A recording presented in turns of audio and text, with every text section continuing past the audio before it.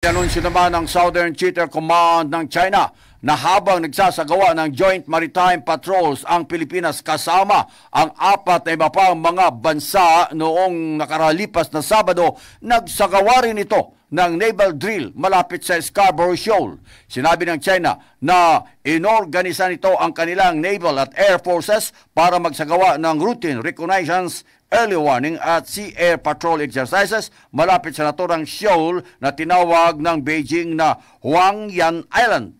Kaugnay nito, inakusahan ng China ang ilang mga bansa na nagpapaalala sa tensyon sa disputed waters na lumilikaw mano ng instability sa rehiyon.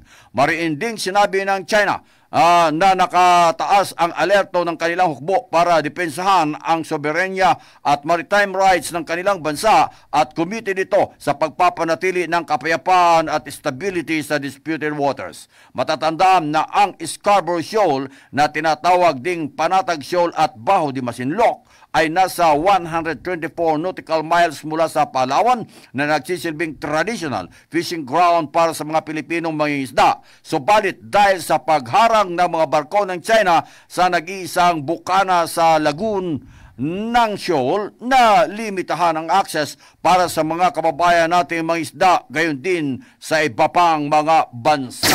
MH Balita ng Bansa.